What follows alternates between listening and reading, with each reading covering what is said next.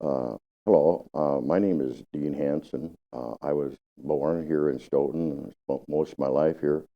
Uh, when I first went off to college and a short time thereafter my professional career, I was out of town for that little while, but I married Mary Kay Svoboda, the only Russian girl in town, and we raised our three daughters. And so I'm here to talk about a few things I'm familiar with that experience things to my wife, my life, and our daughters. Um, there's a lot of people in town that remember a guy that was always in town named Carl Sampson. My wife and her family were very actively involved with Carl in his life. My family also, by coincidence, we both had contact with Carl throughout our whole lives. Uh, One of the things about that is that Carl had a small, short list of people he'd send Christmas cards to. Uh, there was those he knew and were interactive life-wise, and he would send them birthday cards. So one of the things I did was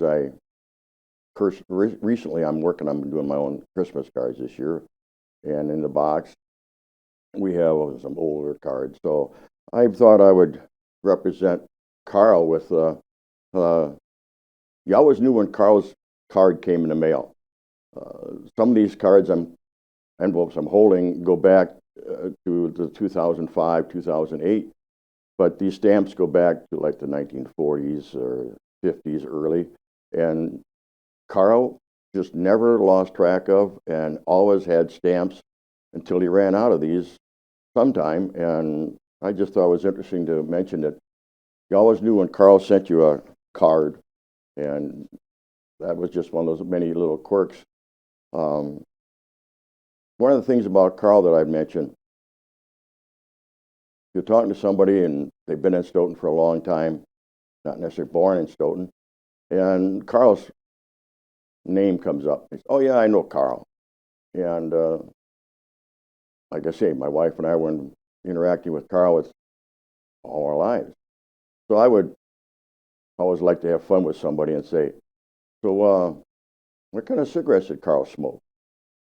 And most people nowadays would say, "No, Carl never smoked. I never saw him smoke." Well, then I'd have to explain that Carl was a cigarette smoker, and his cigarette choice was Chesterfield. Occasionally he would buy a Lucky Strike, but Chesterfield. And the reason why people don't remember that he was smoking cigarettes is because he stopped smoking in the summer of 1969. And the reason for that is simply Carl worked in Madison at Mosley's Office Business Supply on the square. One day he was at work and he had like a half a pack of smokes in his pocket. He thought he'd buy another pack just to make sure he didn't run out. Now, this is what he referred to and told us in the family homes at dinners and birthday parties or whatever more than once. So I know this well. So one day he went by one of the vending machines, and there used to be a vending machine just everywhere for cigarettes. And he put his hand in his pocket, pulled out a bunch of coins, and he walked up to the machine, and he noticed the machine for cigarette vending had changed from 30 cents per pack of cigarettes up to 35 cents.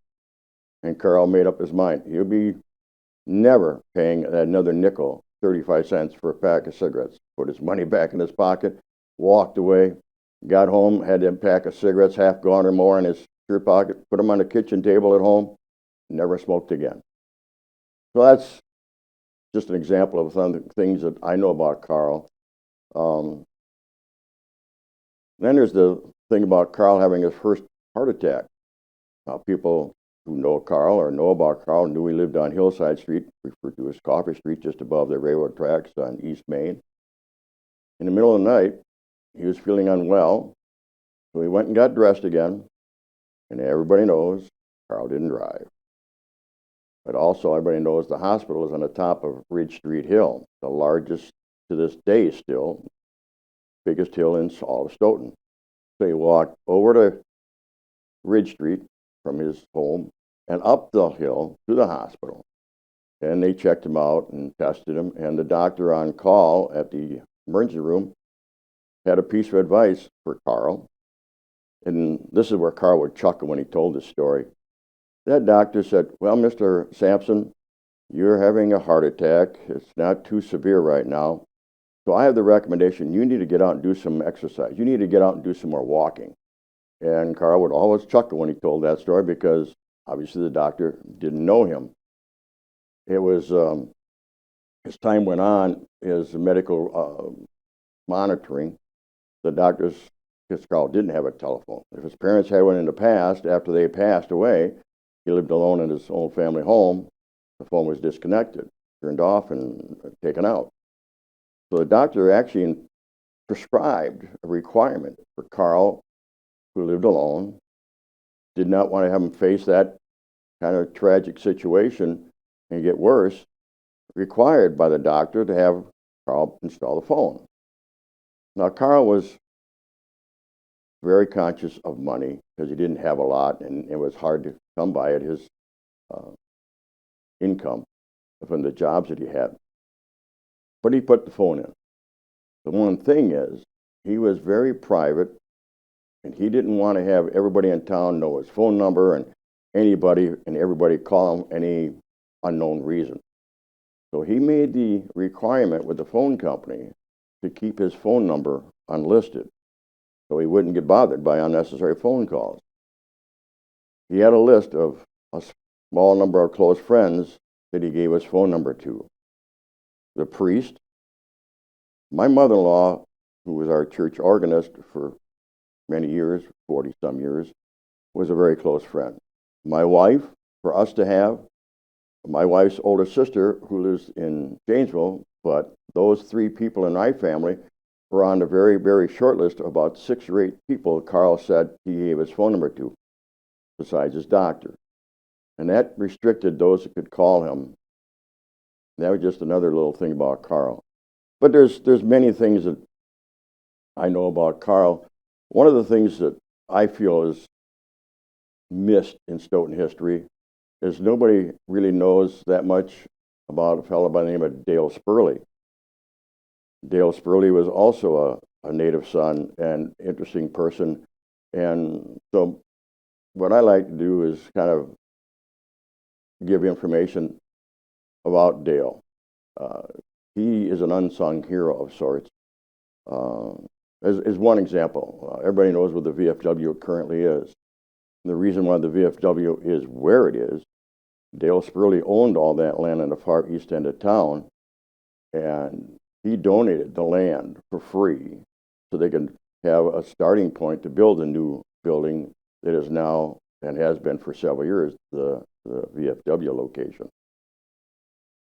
Now, the Dale Spurley part of my life, and that's why I know about Dale, being part of my family, all through high school and younger, his very best friend was a guy named Norman Christensen.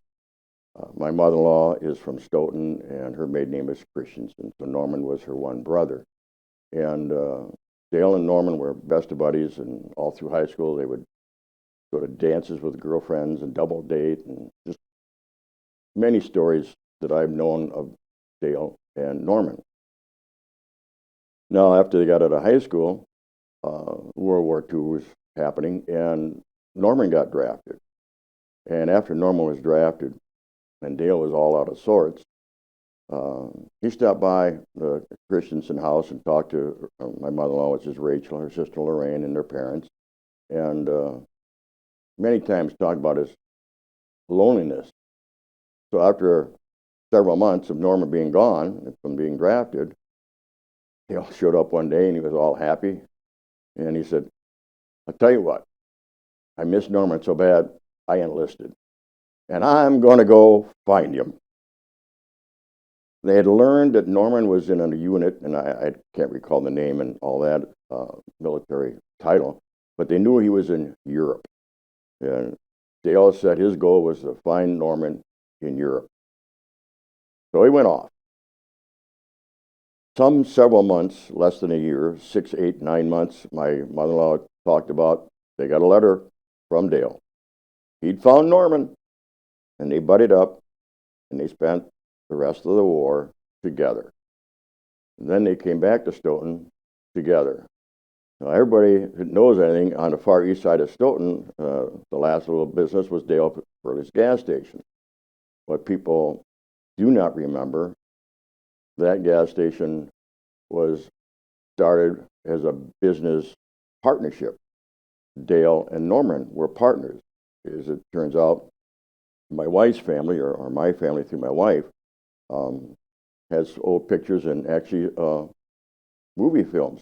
A relative from out of town would visit, and he would take movies when he was here visiting it. So we have film of home movies of Norman and Dale at the gas station.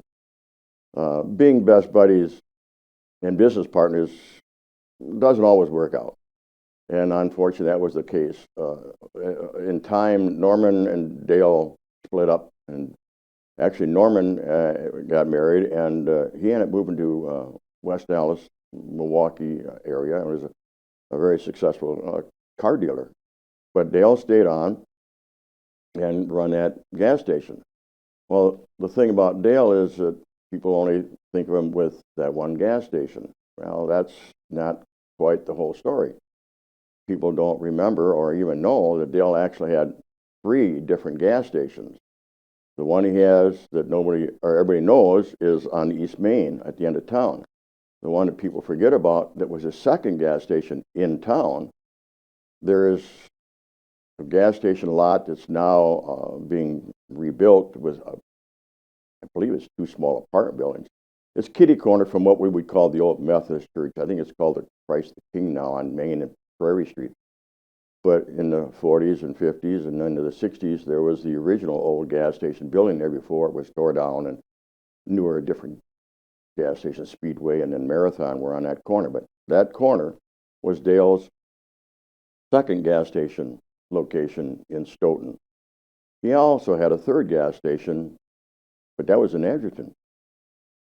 And the combination of having those 3 gas stations is part of the other thing with Dale. He actually had enough business. He had his own paint truck or supply truck. And so he had his own direct connection to supply all the fuel he needed. And what's important about that is the next piece of information I'm aware of. And that somewhere in the late 57 through 58 into 59, there was a severe nationwide, if not worldwide, recession. And businesses were all being affected with how severe it was and how long it was. I mean, as an example, our father worked for the Unirol company, which back then was called U.S. Rubber.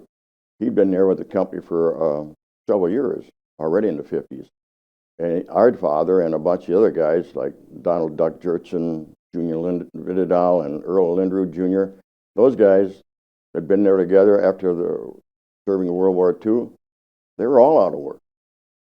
So Dale was able to keep his 3 gas stations going because he had a supply truck and his supply source.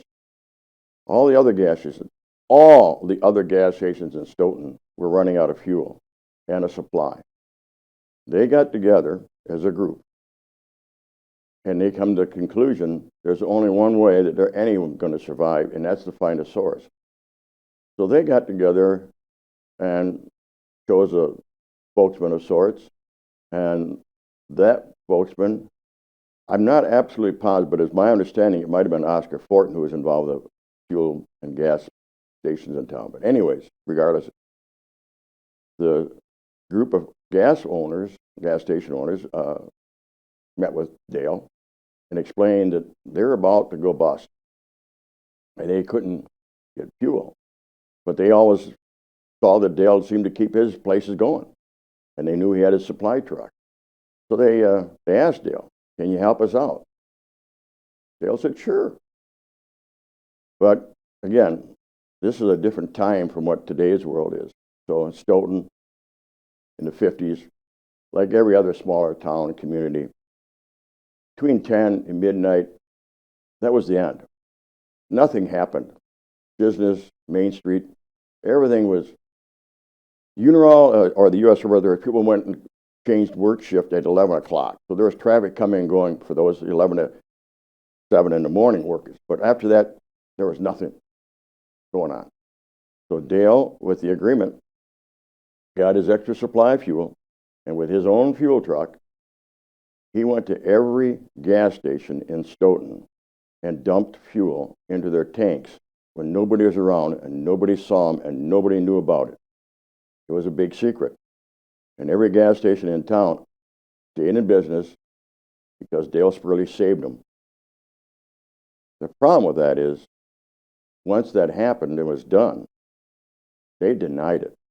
Nobody would admit to it. Nobody would talk about it. They turned their backs on Dale and kind of shunned him. And that hurt Dale. And that's part of why Dale was the way he was. He got offended, rightfully so.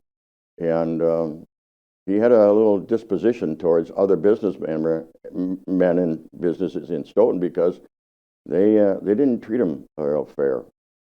And that's a shame.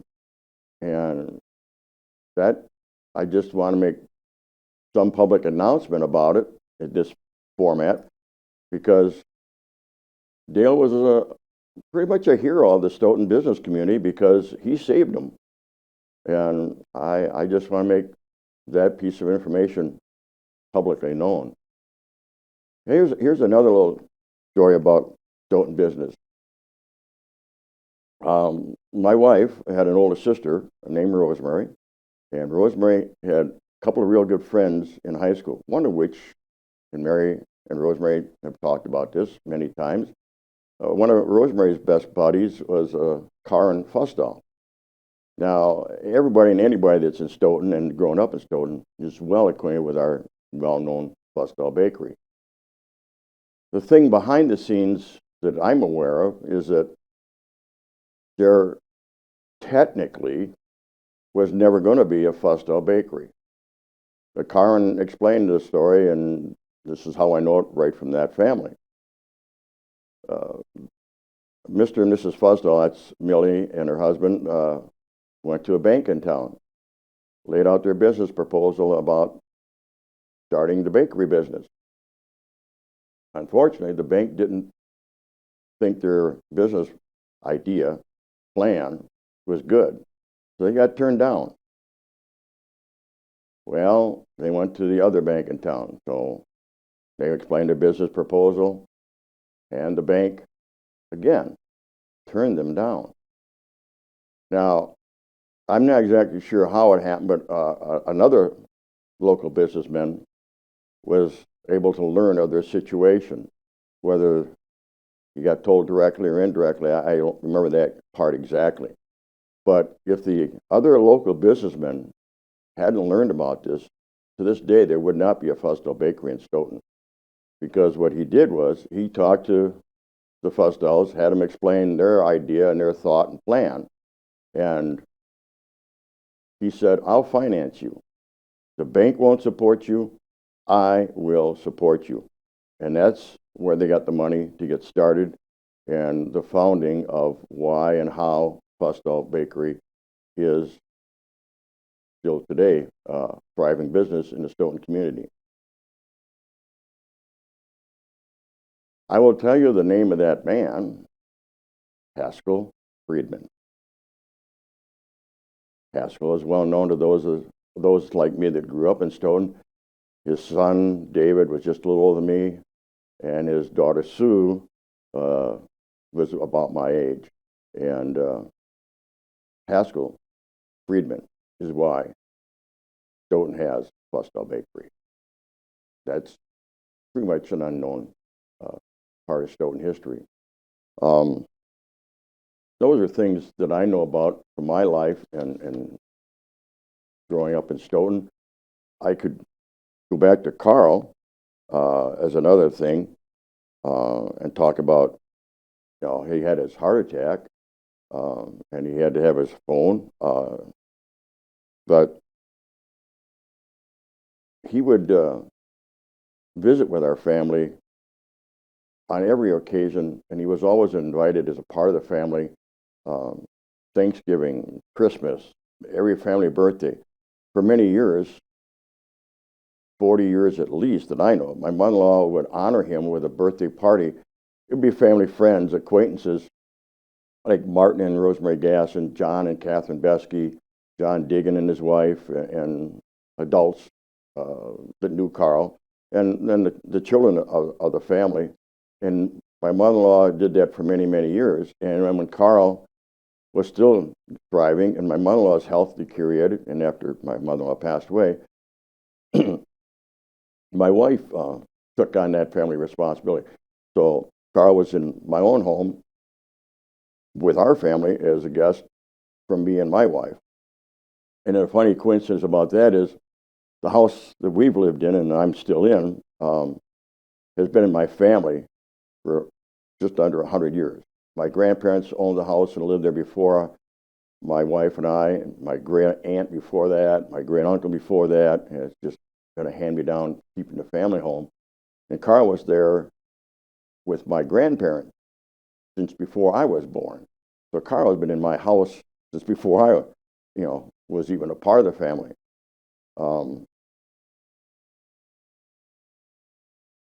There's another thing about Carl that I'm just trying to remember, and I just lost track of my thought.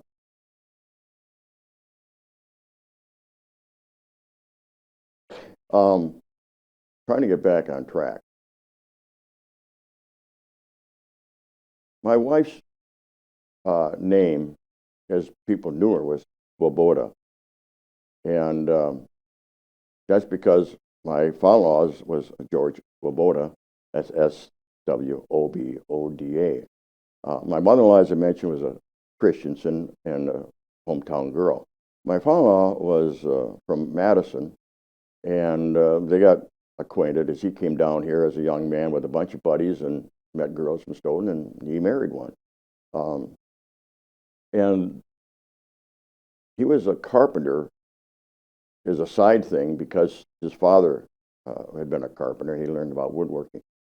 My father built somewhere between 6 and 8 houses as a side job as he worked in Madison, but that was his side job. He would build a house and sell it and build another house. Then he moved to Stoughton after they married and built houses. But my father-in-law, in the 50s, 60s, into the early 70s, he was a city building inspector. And one of the fun things that he always liked to talk about was being the city building inspector. With his name, Swoboda, both his parents were immigrants from Russia. So my father was 100% Russian, and my wife had the Russian name. So I always like to kind of joke. I met her, and I saw her at church because she's on one side of town. I'm on the east side of town, and I didn't see her much growing up. But I always saw her at church, both being from Catholic families. And but he's a Russian, and he was a city building inspector. But he always joked about being a city department head in the 50s, 60s. Stoughton was big on its heritage of Norwegian heritage. Well, at the time, his friend was a guy named Cliff Creedeman. And anybody who's my age or knows the earlier days of growing up in Stoughton, Cliff Creedeman was the chief of police for several years. He's German. The fellow that ran and oversaw the city utilities for electric was Ed Malinowski, and he's of Polish descent. And there was another city department head whose name was Swenson, as I recall, with an E. The Swenson, Hanson, Olson, Johnson. There's some with EN, some with ON. And this particular fellow was of Swedish descent. So the point of all that is, my father-in-law would talk about, yeah, here we are, Stoughton, bragging about our Norwegian heritage, but every department was run by not a Norwegian. So he always had a little chuckle about that even though they ran on the idea of the Stoughton Norwegian heritage, but no real government official was of a Norwegian descent. And that was kind of a family chuckle that he enjoyed Um, as I mentioned, my wife's family is Stoughton heritage. Uh, and one of the fun things about our heritage, our joint heritage, is her ancestor, Patrick, uh, is the land where the Stoughton Catholic Church, St. Anne's Cemetery is, um, was a donated piece of his farmland that made that become the church cemetery land. The back part, which is on the north side now being used finally, was land donated later on by Elmer Brohl, and that's my wife's heritage in the church. Um, then her mother became the church organist, which she did continue for like 43 years, followed by which our oldest daughter, Susan, was a very accomplished piano player. Uh, my wife played or sang in the church choir with her mother playing the organ. And our daughter, Susan, kind of carried the family heritage. She played the piano when we have our newer church and we didn't have the organ anymore. And she played with the church choir on the piano for like 20 some years also. So we had that part of our family connection to our own church. And the church, pardon me, has the original chapel that most people know about on the corner of Jackson and Harrison. That chapel was being built when my great aunt, I think it would be, anyway, she was a first cousin of my mother, died in a fire, and as a honor of her father, my great uncle, donated $10,000 that actually paid for the bulk of the building of that chapel, which was our main church for many, many years. So the plaque that's in the entry is the McCarthy name. My mother's maiden name is McCarthy. Um, that makes my heritage part of the Stoughton community on the, I think, of a little bit unique side. That Stoughton has its heritage based on Norwegian, but my great grandfather is 100% Irish. He came from Ireland, New York, to Maine, and then he moved right over here in a short time after that. So my ancestors, McCarthy, has been here since 1857 or 1856, southeast of town in Dunkard Township. So my wife's family history, at one point when we were first married in 72, we talked about this church cemetery was her family farmland of sorts.